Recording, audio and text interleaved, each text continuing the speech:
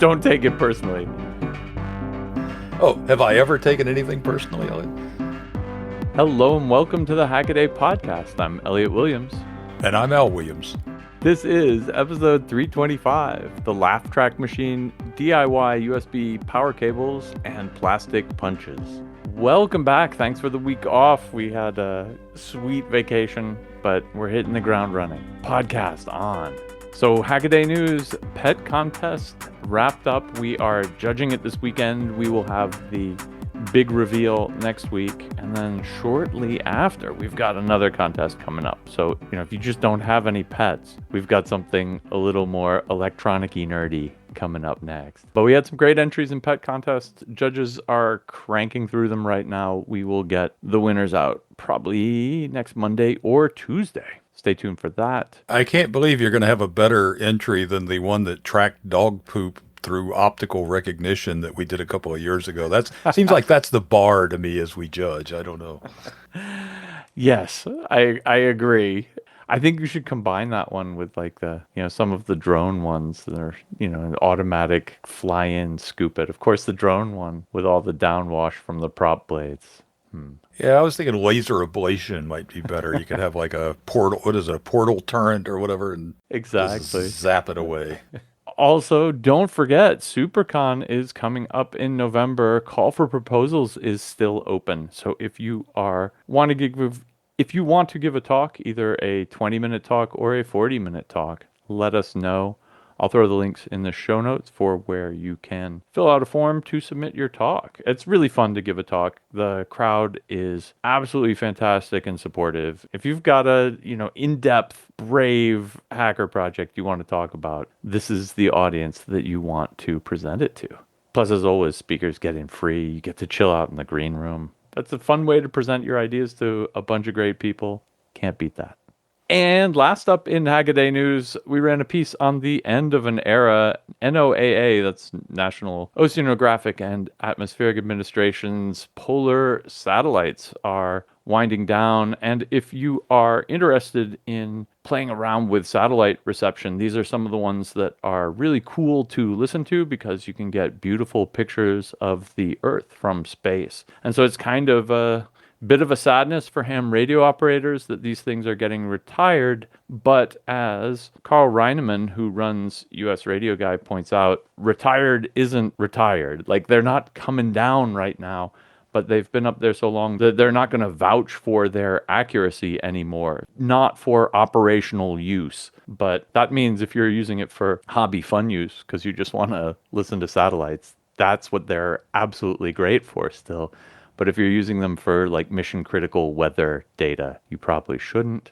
Tom Nardi wrote this piece up. He's kind of one of our big space nerds, and he points out that although they're not necessarily going offline instantly, this series of satellites have had a bunch of problems with them, and that's led to actually early shutdown on some of them. And so, good news, bad news. Good news is they're not disappearing right now. Bad news is they may have a limited lifespan. And so I really liked at the end of this article where he points out a bunch of other weather satellites that are being launched recently or in the near future that you can target if you want to see weather images from space. It's a cool thing to do with moderate ham radio equipment and have fun. Pretty awesome. Super bragging rights.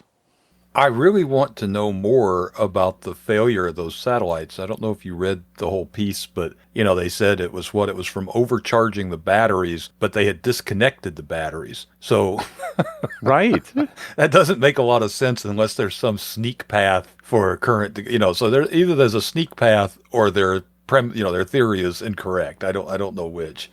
But either way, it seems like that would be interesting. Yeah, that's what he says in the article, is that the theory is that they're somehow charging through what would have normally been a discharge path. Like you say, the failure mode was that the batteries get overcharged, and that makes them potentially explodey. They would rather decommission the satellites, bring them down gracefully, than have them turning into overcharged battery time bombs. Just seems like a don't charge when you're disconnected test would have been part of the acceptance testing, but I mean, maybe it's got reverse polarity diodes that break down at a lower voltage than expected. I can't imagine what it is. not like you'd put a diode on backwards on a badge or anything, right? To be fair, that was a P MOSFET N MOSFET mistake. Yeah, yeah. Well, I'm still stroking the burn marks on my desk, so. This is a journey into sound. What's that sound? What's that sound? Well, that brings us to What's That Sound? And this week, I don't have a good sound, but Al does. What have you got for us? Okay, well, I think you have to listen to it, and then you tell me. Oh, yeah, If I tell you, that takes all the fun out of it. You're not used to doing this side of it, Elliot. Oh, yeah, that's how this game goes.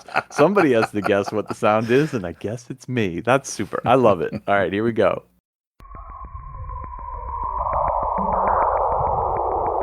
Oh.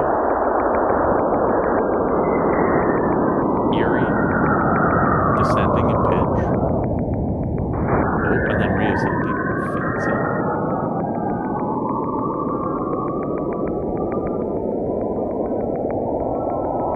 Echoey with clicks. This is definitely a radio signal. It sounds weathery. It's not a VLF thing, I know though. I'm going with something from space, some kind of radio something from That's space. really good. Space weather is actually pretty close. It's the best I got. What is it? So it's the, and so it's Ah, basically, cool. okay, well, there you go. I finally managed to, actually, that's not true. I think I've done a couple, but I think every time I usually, before you guess. So that now I've really got you. It's fun to be on the other side because half the time I pick them and I'm like, it's so obvious, and then it's completely not obvious.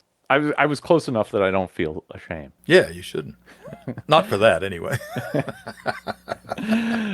So if you have a guess what it is, let us know. Head on over to hackaday.com/podcast. Scroll on down to the What's That Sound. Fill in your handle, your best guess, and we will pick among the right answers next week. And somebody will get a Hackaday Podcast T-shirt. Which is fun to wear at SuperCon, by the way. We saw a couple last year. Yeah, totally. Well, my first hack this week comes from longtime Hackaday super friend Ben Krasnow and his Applied Science YouTube channel. This time he is making iron nitride permanent magnets in a DIY ball mill. And this is absolutely classic Ben Krasnow stuff. He's taking some relatively cutting edge research, and this is making iron nitride magnets following a method from a recent, like 2016, science paper to make these. And what's cool about these magnets is that there's nothing rare earthy about them. This is iron and nitrogen, and that part is as common as you could possibly get on the earth, probably. The trick is how you make them, and the method is to essentially bang the nitrogen into the iron and like chemically mix them, but physically. And that's what I think is lovely about this, is this like brutal process to do something that we normally think of as being chemistry. And of course, Ben presents it absolutely fantastically. He's making a ball mill, which, as he says, another name for a ball mill is a rock tumbler. But because the amount of energy needs to be high enough, and if you think about it, when you run a rock tumbler, the rocks only hit the next rock as hard as gravity can pull them into it. So he builds a planetary ball mill, which is basically a spinning rock tumbler that itself spins around. If you spin the arm that the tumbler is out on the end of really fast, it kind of, like he says, it simulates extra gravity, but it just increases the force that the things inside the spinning chamber hit each other with. And so he's got iron balls and a bunch of ammonium nitrate and seals this thing up. That ends up being critical, and he kind of makes some mistakes along the way. I think there's going to be a video version 2 of this later. But you seal it up, you put them in there, you spin it super hard for a day or two, and then you anneal it, and then open it up under an inert atmosphere. And the under the inert atmosphere part is apparently important because He did so, and he got little bits of like super fine iron particles that were actually small enough that they ignited when he opened the mill up. And there was powder in there that also kind of auto ignited when exposed to atmosphere. So, yeah, when the paper says do it in an argon environment, I guess they mean it. So now he's got this hyper fine iron nitride dust, basically, and he needs to compact it into a magnet. The way they do it in the paper is using shock compaction, which is just as bad as it sounds. They make an explosion that then drives the particles together.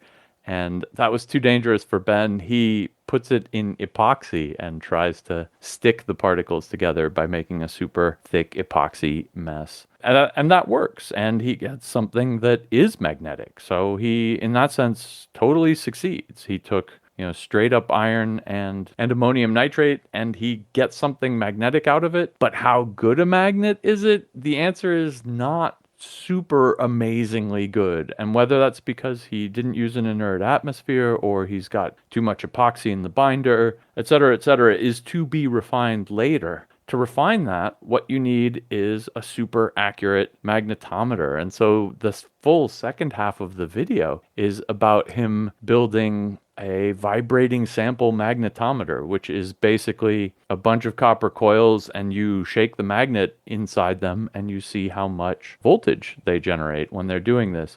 And then you can put the magnet through stronger magnetic fields, weaker magnetic fields. You can remagnetize it, demagnetize it, and shake it around in there and see, what its coercivity is, what its retentivity is, how well it's magnetizable, how well it holds on to its magnetic properties, et cetera, et cetera. So he's built this entire magnet characterization rig as well, which is really fantastic. And that's kind of what I love about these videos, is that there's a bunch of real science going on here, but it's all done in his garage lab, basically.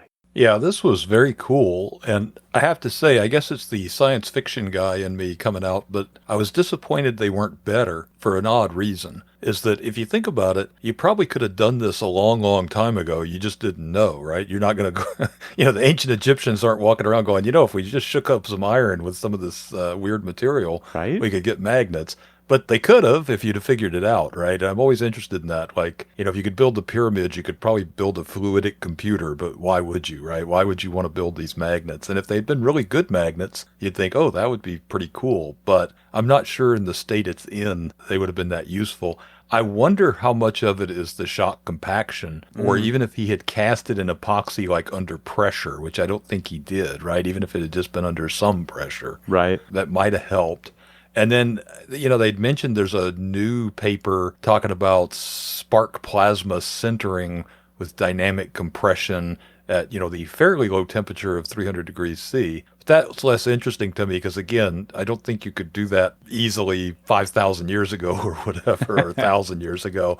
Whereas, okay, maybe you could do it in a well-equipped lab, but even then, I probably couldn't do that in my shop today without making a big project out of it. Whereas the first part, I could probably work that out. I got a rock tumbler. I could mount it to a spinning table, and I can produce 200 degrees C and have a tank of argon. That's not that big of an ask. So at this point, I don't know why I want to, but I still am really happy to see work going on in this area because I think it's interesting. You mentioned the rock tumbler, the planetary ball mill, and man, it does make you want to build one. I have no idea why I want to turn everything into powder, but if I did, this would be exactly the device I would want. He puts a glass slide in there and lets it run for an hour, and he gets out this incredibly fine glass dust at the end of it. On one hand, it's just such a simple mechanism. I guess you have to balance it really well because, you're kind of building a heavy centrifuge. And he actually mentions that the balls are slamming around so hard in there that the thing generates about 100 watts of heat as it's spinning around. Just the heat of impact creates about 100 watts of heat. So you're pretty happy that the thing is spinning through the air and cooling itself all the time. Things like centrifuges, things that spin really fast and have a lot of kinetic energy, I have a little bit of respect for them. Maybe that's your new coffee grinder, Elliot. Oh, right? Yeah, totally. You just throw the beans in there with a bunch of steel balls and spin them around for a couple seconds. That's mostly what I make powder out of is coffee beans. So, and not Yeah, even me for too. me, but that's okay. But yeah, Oh, that's good. so. I wonder if it's uniform enough. And I don't know. I'm not enough of a coffee chemist to know is like finely powdered coffee better than. I don't know. I don't know. Maybe that's not good. I've always had this dream of opening up a mad scientist coffee shop where you prepare coffee in the least plausible ways. I would have to grind the coffee that way now. Thanks, man. Well, I'm on a clock kick this week. So my first pick was from Anasaur, and it's this thermochromic clock is a ray of sunshine.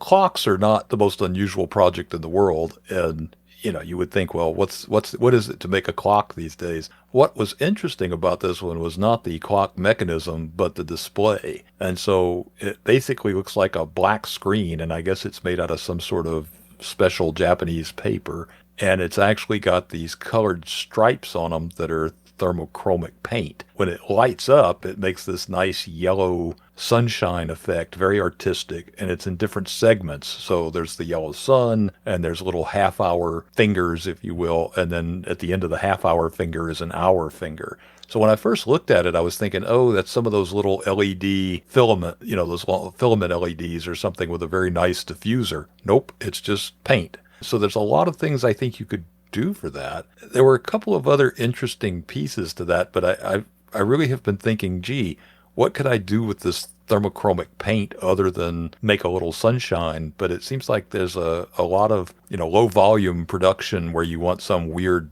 odd display like that this would be really good for. We did a piece a while back, and the place you see this the most probably was on the Duracell batteries, where you pinch them and it shows you the amount of power left on them by the heat going through this, basically a resistor. So I'll put a link to that in the show notes. But, that's a much more practical use probably, but this is certainly by far a much more artistic use, and I really liked it. Yeah, I absolutely love this one.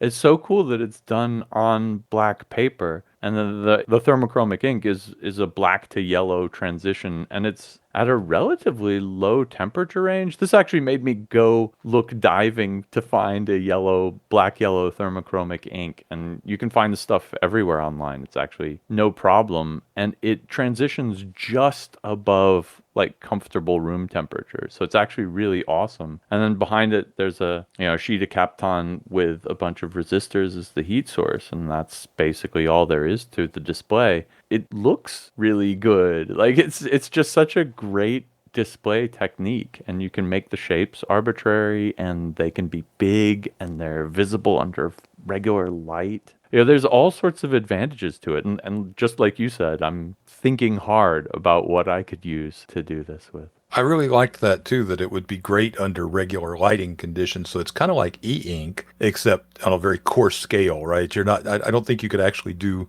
I mean, I guess you could. You could paint a 7-segment display or like the old UK flag display and make really crummy looking letters out of it, but that hardly is a replacement for e-ink. But it does have that same effect that you are in sunshine, I guess, as long as it doesn't get it too hot, and you can see it very well as opposed to a lot of the other displays. So I think you could make some really killer custom displays with this technique.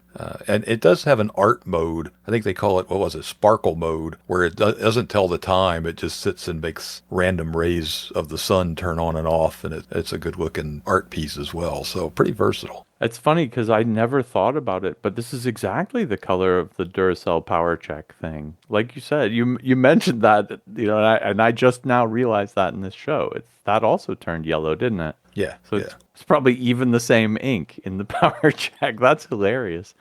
No, I would use it to make like the world's slowest, quietest flip dot display or something, because it's a great black yellow transition. You could just paint a whole bunch of dots on this on like a whole wall, and you'd have the most giantest flip dot that doesn't flip or click.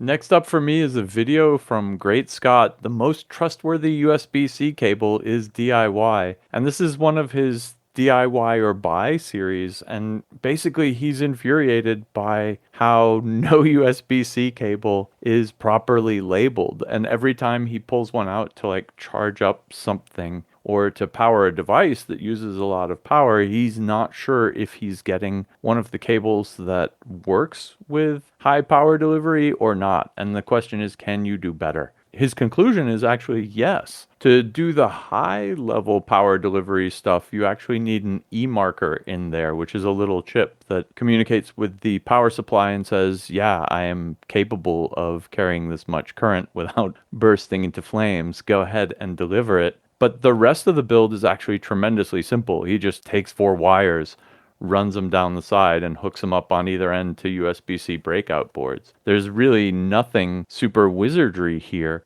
but just by using the right E-marker and thick enough wire, he builds a USB-C cable that, at least as far as power is concerned, is better than any of the ones he has. And he goes and tests them all with their resistance and voltage drop across the cable and stuff like that, and can validate the fact that his is actually better. Probably costs a little bit more, but this is like $10 instead of $5 or something. It's not going to break anyone's bank, and it guarantees that, at least for this cable, things aren't going to get hot on the desk when he tries to push power along. I don't know, the USB-C cable is kind of pushed in a whole bunch of different directions by the USB-C spec, and I think it's really awkward that the cables aren't like physically labeled to say whether it's a high data rate cable or a high power cable or all the above. Actually, Arya Voronova wrote a fantastic, very 10-part series on USB-C and how to use it in your projects. But one of the articles along the way was on USB-C cable types. She says that there's actually a hacker standard, in big air quotes, for color codes to mark your cables about, how much power they can take and stuff like this. And I think that's a great idea. I know I have my USB-C cables in 2 big categories. I have one set that I use for power things, for charging things, and another set that I use for data. Because if you try to use one of the dumb power ones that only has one data lane and you try to do high resolution HDMI over it, of course, it doesn't work. I'm so torn about USB-C. It's such a great idea to have one cable for everything, but then at the end of the day, it's still not one cable for everything, and the difference between the cables is entirely opaque to the user, which is kind of a bummer. Well, I have to admit, when I first saw this, my original thought, which I'm going to retract, but just to give you my chain of reasoning, as the AI says, my first thought was, well, that's stupid. Just put a dot of paint, or like you say, they could have a standard. Well, if it's got a blue shell, it's this kind of cable. If it's got a chartreuse shell, it's this other, right? And now I've got 143 cables, and one of them's got panda skin color. Then I know it's a 74.6 watt cable or something. And the problem with that is that people will then make bad cables with over specified colors, right? So we see that now, or you get a cheap device and it's got the little blue plastic insert, and it's but it's not USB 3. It just looks like USB 3, and that's why it's $7 instead of $70, right? It's just blue. So I don't know that that's really the right answer either. I'm not sure making your own cables is the right answer. You would wish they had somehow made it where you could plug in a power cable into anything, but that the power cables had something that wouldn't plug into a normal socket or something. I don't know. If you could stick a color TV signal on a black and white TV signal and not mess up the black and white signal, you'd think they could figure that out too. But I think it's a little late for that now. In hindsight, I think that would have been a smarter way to go. We have a lot of curmudgeons in the comment section who, and they're not wrong either, who say that the high data rate transfer function and the high power transfer function are just 2 different things, and putting them in the same cable just doesn't make any sense anyway. If you want a power cable, use a damn power cable. If you want a super insulated, high twist data cable, use that, right? And why are they in one? And, of course, the answer is that we all got spoiled on using USB as both. And so it's been so convenient in all of our lives to be back in the day of, mini USB or micro USB, to just pull one out and use it as a universal low voltage power supply, as well as, connecting it up between whatever gizmo and your computer. It's just so convenient. I see why they wanted to build this into the USB-C standard, but it's because it's what consumers obviously want. But I agree with the curmudgeon-y commenters too, that it's a double-edged sword, and that I've seen people go so far as to say, I'm only going to buy the best USB-C cables, the one that can both do power delivery and data, and just throw all the others away. But those cables cost $20 each. And so it's a serious investment in cabling to get a closet full of those. Yeah, and I don't know what the answer is. I mean, I'm spoiled. I've actually taken to buying adapters for all my old garbage that doesn't take USB-C and just leaving them plugged in. So everything around me takes USB-C, even if it doesn't. The adapters are fairly cheap, so I've got Right. an EEPROM programmer, and it's got a little adapter that changes the B connector to C, and I don't know, I've got 2 or 3 other things like that to just permanently dock an adapter with them. But I don't know, you're right, a power connection isn't a data connection. I still think there could have been a way to key them somehow, and I'm not sure what that would look like. I'd have to sit down and sketch, but somehow that you just couldn't plug a high power a data cable into something that expected high power, so at least one end of it wouldn't go, right? And of course the problem with that is too, it'd have to be something that works 180 degrees out as well, so that would make it even more complicated, because that's one of the draws, right, is you don't have the problem of, the cable's upside down, I have to turn it around. It's all just slap it in there. Well, that's kind of the point of the e-marker, is that it's does this communication that says, I'm able to take this current. And so, instead of a physical key, it's kind of the microprocessor key. Yeah, but you can't see that key, right? You can't go, you can plug it in, it just won't work. Right. And you go, So, I'm always worried too. I've had several phones. I'm bad about keeping my phone in my pocket.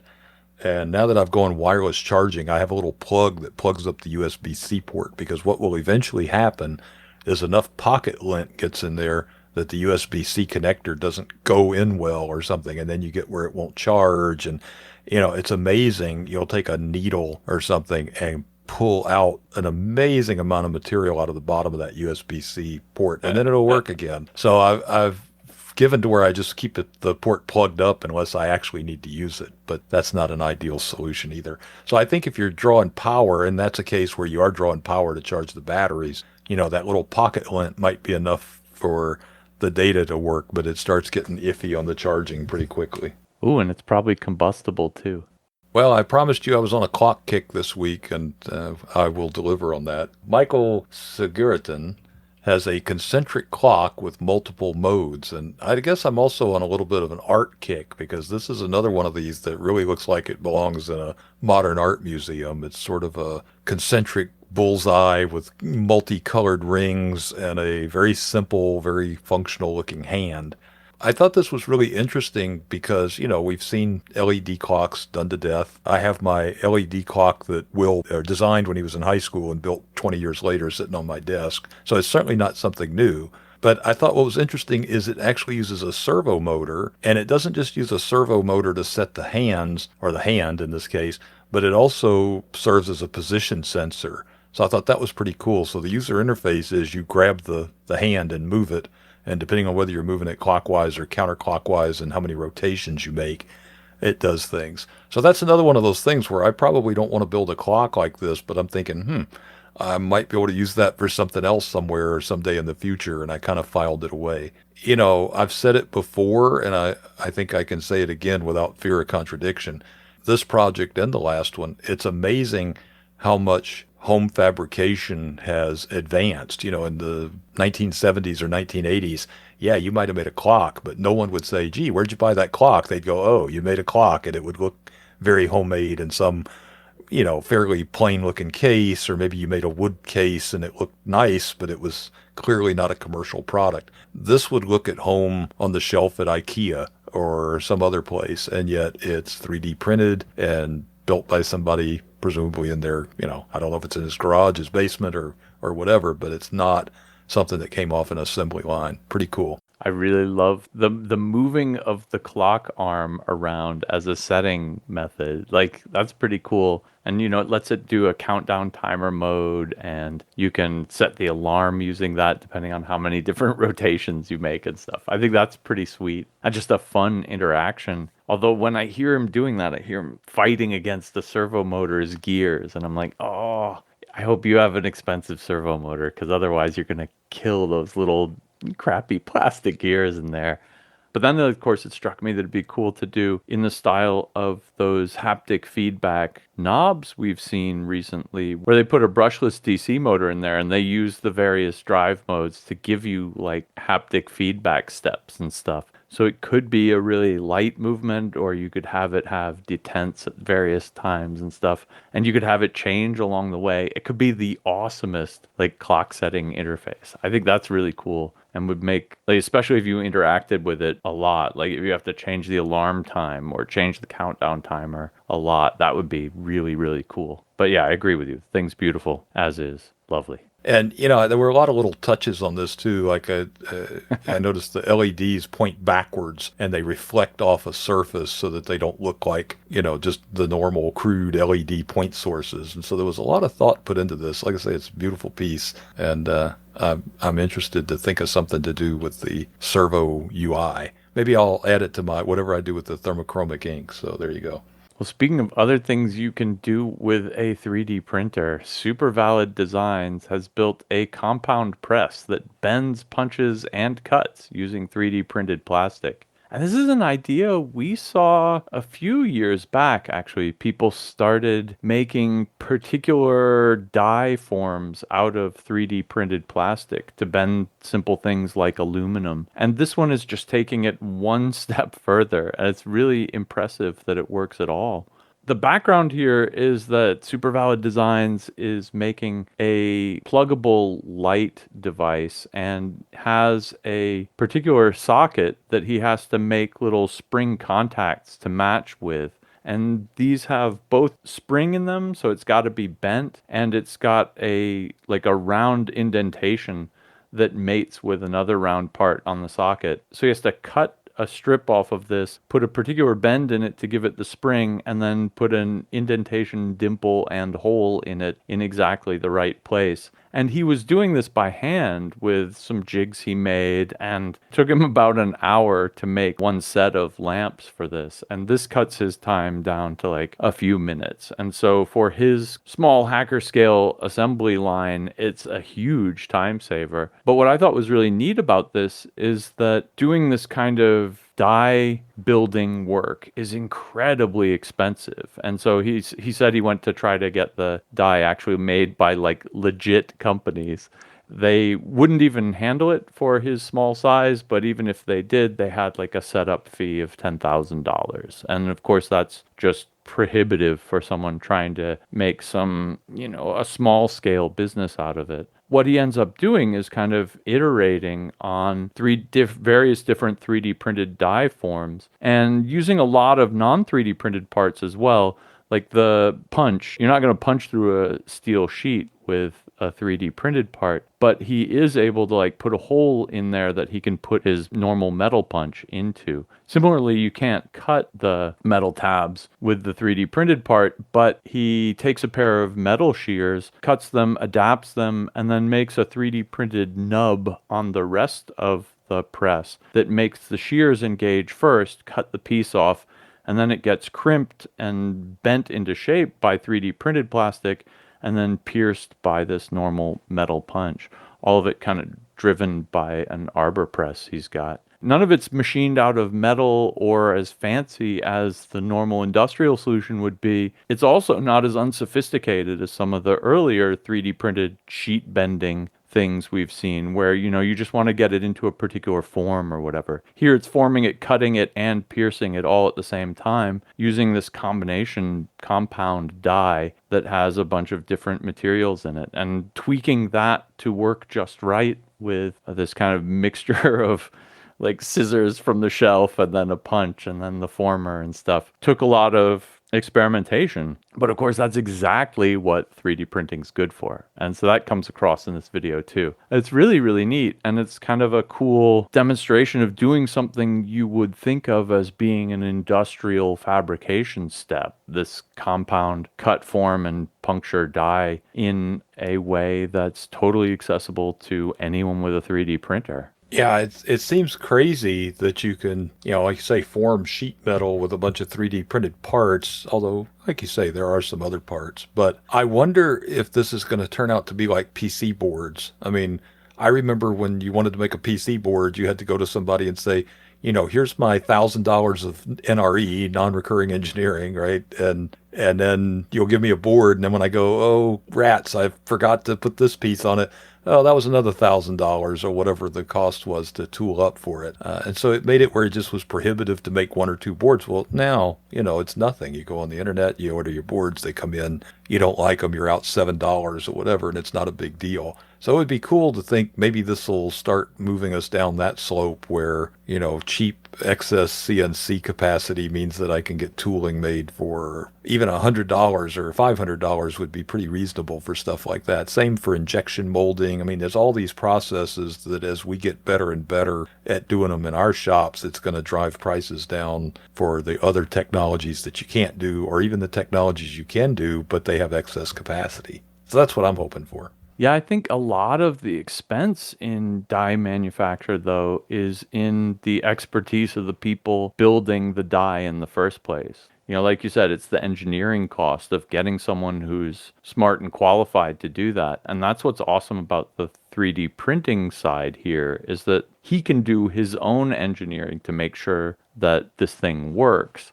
This looks like one of those revolution in cottage/hacker manufacturing things. The trick there is sure, if you go get a die maker to machine out your, steel die, it'll last much longer, I'm sure. But, do I really care that my 3D printed die only lasts 100 times if I can throw it out and print another one? Maybe I don't need the 500,000 shot die or whatever a piece of stainless will do. Well, for my last one, I've broke the clock motif, finally. And, there's a great YouTube channel. It doesn't always apply to Hackaday-related stuff, but I still love to watch it. It's The History Guy.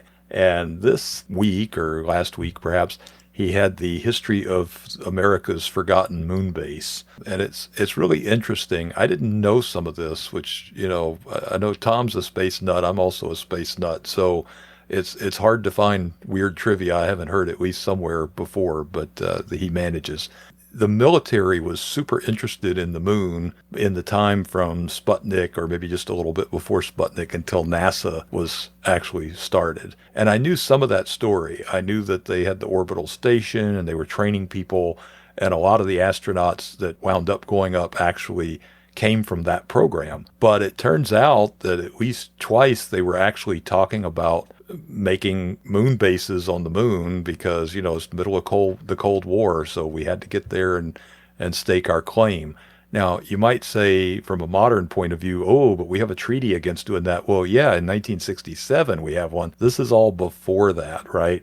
The one that I really thought was crazy, and it's the one the cover art is, they wanted to build a army base on the moon for $6 billion. Now, keep in mind, this is $66 billion, so I'll defer to your economic superpowers to tell me how many trillion that is now. And it was going to house 12 people. They needed to do 40 launches in a year before they sent the astronauts, and then 150 Saturn V launches to supply all the building materials. And I'm thinking, can you imagine 150 or maybe 190 plus Saturn V launches to get to this? That would have been a completely different world. SpaceX is probably pulling that off now. 60 years later, they could maybe make that schedule, maybe. So I just was interesting look of what could have been. And, I make the point in the post, if you were alive when 2001 A Space Odyssey was in theaters, that was 1968, you watched that movie, you'd seen the U.S. go from where we had nothing up to 8 years after we sent the first man up, he's walking on the moon. And the total time was like 10 years between the first satellite launch and Armstrong walking on the moon. So if you did the math, you're like, gee, they didn't go far enough, right? By 2001, we're going to have way more than what they showed here. And in fact, we didn't, right? Who could have guessed that? But this is kind of a glimpse of what that world looked like if you didn't live through it, where people just assumed we were going to keep making that pace essentially forever. Anyway, I just thought it was interesting. I always loved this old stuff. And, it's kind of like science fiction, but it was maybe a little more realistic because maybe you could have done it if you had to spare $6 billion in the 200 rocket launches. Well, that's what I love about this one is that, because it is being budgeted by the Army, they don't feel like they're constrained by just throwing up crazy astronomical big numbers because, they're accustomed to spending large sums of money on individual projects. And secondly, I love that their estimates are just so honest. Like, this is staggeringly, unbelievably uneconomical. Like you said, 6 billion 1950 whatever dollars to get titanium cylinders buried under the moon's surface so that 12 people can live up there. Just the fact that they did the numbers, ballpark right. And then bald-faced came out with those insane numbers is really awesome. It's also, of course, why this never happened because that's crazy. He's got a lot of great B-roll in this documentary going on in the background while he's narrating this, including, early spacesuits where the people, it looks like it's one of those old-timey deep diving suits, except it's got ice skates on the bottom because the moon's frozen or something because it's cold up there. I don't know. Or maybe they were going to skate around in the regolith. Who knows what they knew back then? I shouldn't make fun. I think they thought the dust was going to wear off the boots. And so I think those were just to get the boots up out of the dust that they assumed was there. So, but yeah, I saw that too. Very cool. Anyway, full of crazy 1950s futurism, but then, like you say, it's not. It was attainable futurism if only we had unlimited resources. The Federal Reserve Bank of Minneapolis tells me that $6 billion in 1960 would be worth about $65.4 trillion today. So. 65.4 trillion. That's legit. That's expensive.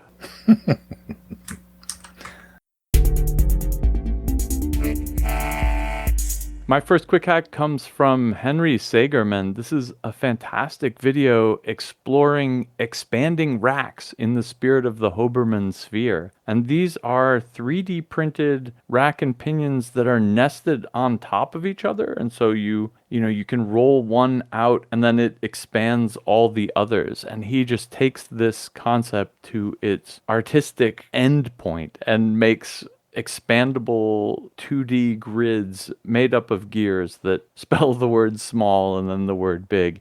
You really need to watch the video. It's an incredibly serious investigation of kind of all of the artistic possibilities of this mechanism that he's looking at. Next up from VK, a teardown, the Switch 2 Pro Controller, prepare for glue and fragile parts. That is Maya's title. It basically says it all. I think the big downer here is that the Switch 2 still contains resistive joysticks, which were the cause of the Joy-Con drift. If you've ever suffered through that, you'd think by now they'd be able to use Hall effect sensors. Rob's London channel, The Watkins Tower, London's Failed Eiffel Tower, is really neat. It's the story about, I guess, another project that was too expensive to fly. Shortly after the Eiffel Tower was built in France, Sir Edward Watkins said, no, we've got to one-up them and build a taller tower, and commissioned a design for it. The one that won the competition actually had 8 legs and was going to outdo the Eiffel Tower by quite a few meters. Putting up that much iron back then was very costly. He wanted to reduce the price. It went from being an 8-legged design to a 4-legged design. It started sinking into the ground. It never got higher than its one stage and was eventually destroyed, but they built Wembley Stadium in its place, so all's well that ends well. But London never got its answer to the Eiffel Tower. And last up, big crimping, Bang-A-Meter 2 answers the question, has a nuke gone off? I love this one because it uses the craziest integrated circuit I've ever seen. The HSN 1000L gamma ray pulse detector, which exists solely to tell you if a nuclear blast has gone off before you get hit by the rest of it by detecting the leading gamma ray burst that should be ahead of like the EMP wave, not to even mention the detonation problems. So this is the device you need if you need to do something in those few last milliseconds after the big one has gone off. Of course, he connects this to the internet, so you can go to the internet and find out if there has just been a gigantic gamma ray pulse near wherever it is that Big Crimping lives. Okay, my quick picks this week. Modern Hobbyist. I'm on a keyboard kick. I was on a clock kick, now I'm on a keyboard kick. Modern Hobbyist had building a cyberpunk modular keyboard. I'm personally not a fan of the split keyboards, but apparently that's really in at the moment because everybody's making them. That particular one, I think it was really interesting because of the contrast to the next one, which was Denelli 101 has split keyboard, uses no PCB.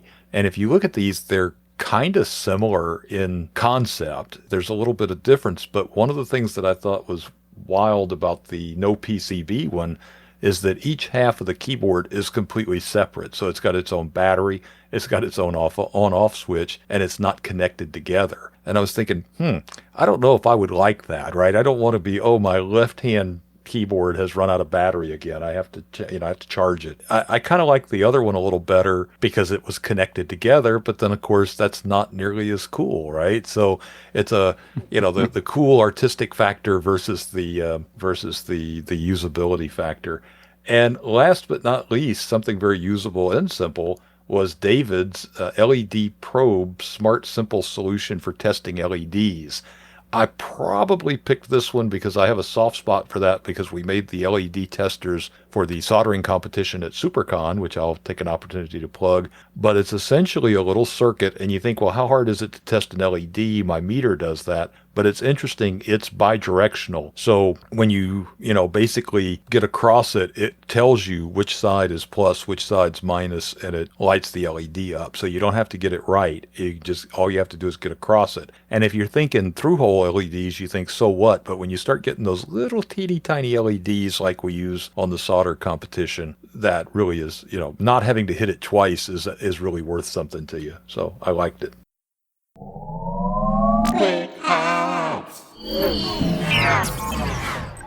Okay, it's time for Can't Miss Articles. These are long-form pieces written by our fantastic Hackaday writing staff. And this week I picked the fantastic Al Williams's Just for Laughs, Charlie Douglas and the Laugh Track. And this is a cool history of the machine behind the kind of love it or hate it laugh track. Legend has it that Bing Crosby had a guest who was a comic, Bob Burns, who told some jokes that were maybe too off color to make it into the show, but they had the audience absolutely cracking up. So the audio engineers saved the recordings of them laughing. And there was, a few weeks later, part of a show wasn't funny and they spliced it in. And so there, the laugh track was born. The next step was what Charlie Douglas did with this, which is to make a laugh track machine, essentially. And so there are some couple videos here, and you describe it very well as well. There's like a device, it looks kind of like a typewriter or an adding machine or something, but it has multiple tapes inside it that play when you press the buttons. And they've all got various different kinds of laughter, and some are like, people squeaking around in their chairs, and, some are, outright guffaws, and you can play them all together, like, to make different laughter effects so that it doesn't sound like the same monotonous laugh every time. I think that's absolutely fantastic. There's also the backstory that this machine was like kept secret and no one was allowed to see it for a long time so that no one else would come up with the same idea. Seeing the videos of them running, the sound is way degraded on them, or maybe it's the YouTube, but either way, you can barely tell that it's laughing, but it's good enough. You get the idea. And of course, what this makes me think, hacker that I am, is that these days this would be an awesome microcontroller project. You just sample all sorts of different laughing, go collect them off the internet for all I care, and like hook it up to a button matrix so you can play all the different laughs and stuff. It'd be just absolutely hilarious. We could use it for the podcast. I tell lots of bad jokes to my family. I could use it there. Like, this is something I need in my life.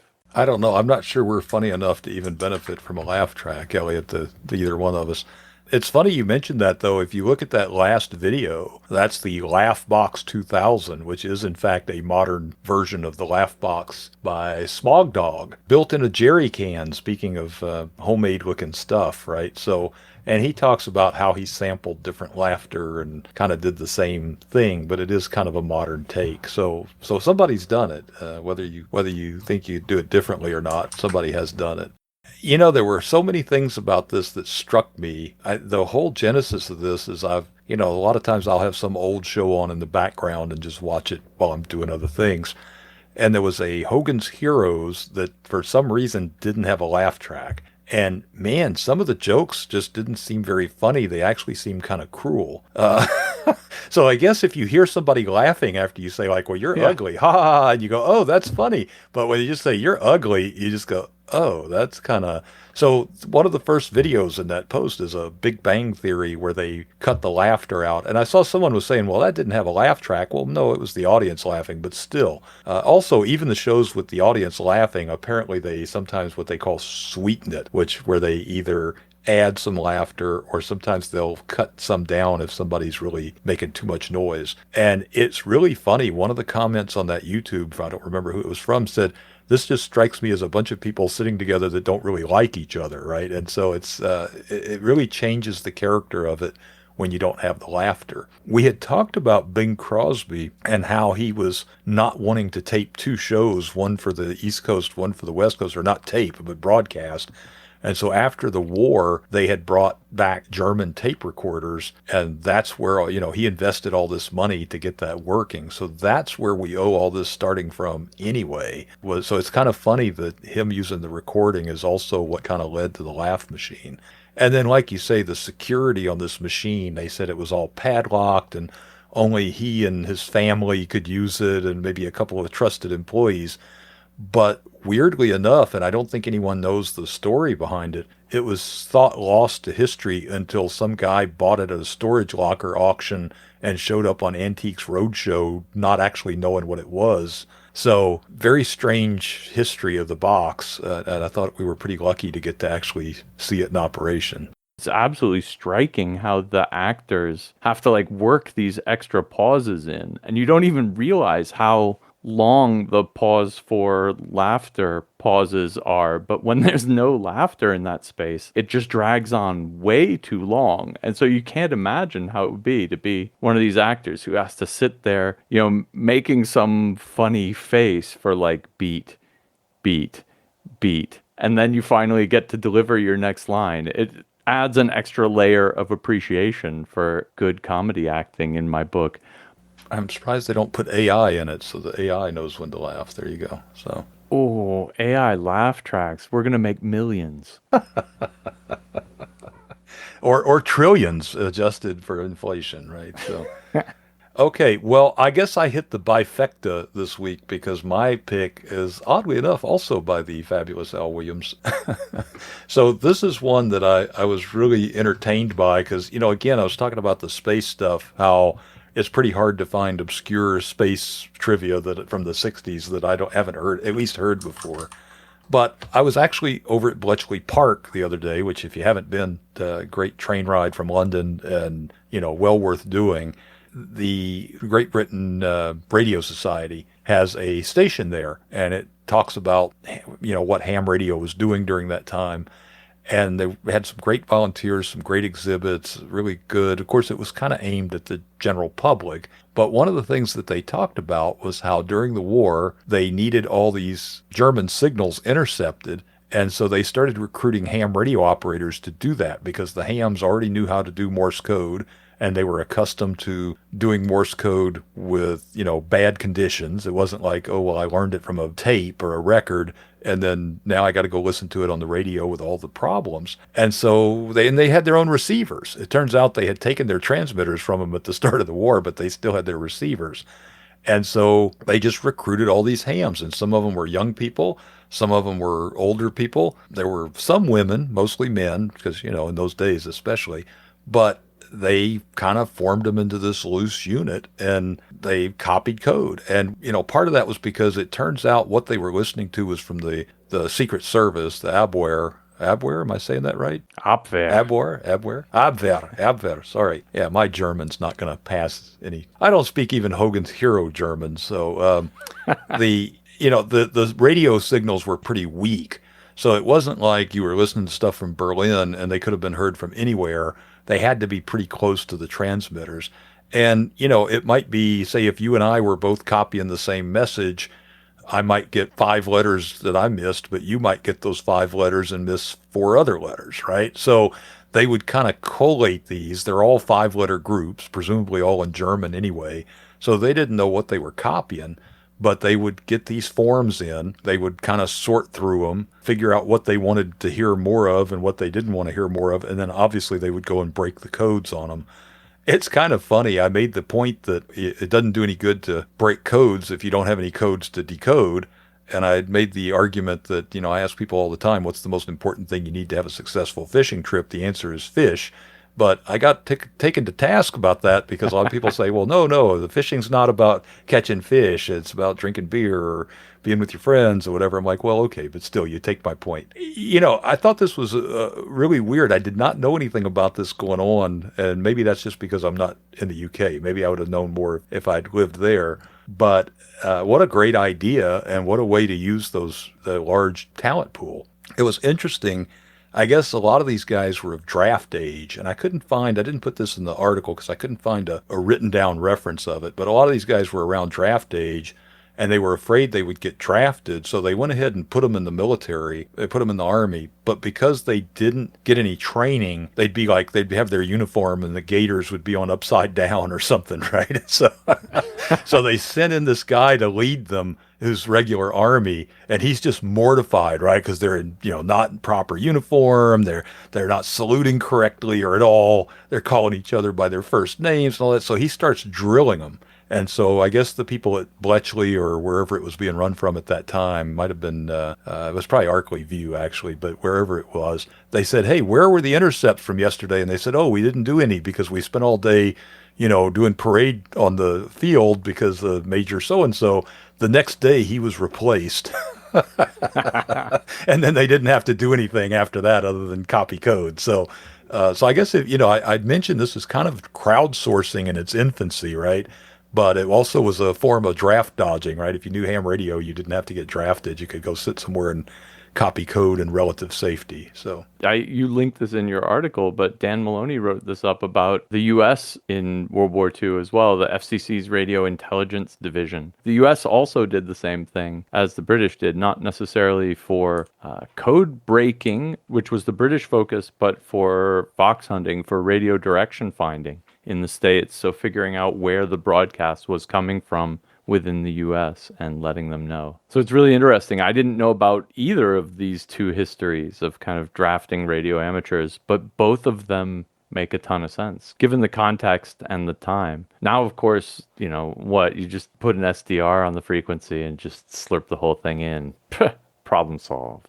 Well, and they're probably not using Morse code now either. I did know about them doing the direction finding in the U.S., but like you say, I think they were more looking for where are the spies, not what are they saying. And I think the reason for that is, I didn't mention this in the article, and I don't think Dan mentioned it in his either, but Churchill had actually worked in signals intelligence in earlier wars. And so he was very keen on all this, and he really understood the value, which is one reason why Bletchley got the funding they needed and all the other, radio services. And of course, the British eventually would do, that would eventually become GCHQ.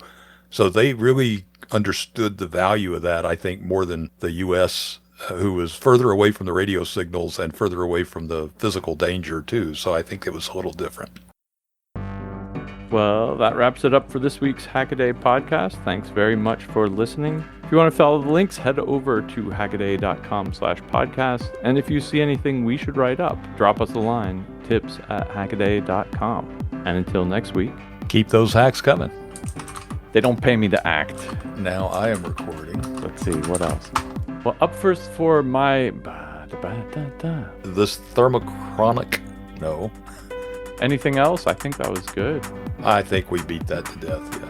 You go into the gift shops around Louisiana, and they'll have a Louisiana weather station, and it's a wooden alligator on like a chain. And the legend says, you know, alligator dry, clear, alligator wet, rain, alligator gone, hurricane. And that's all there is to it.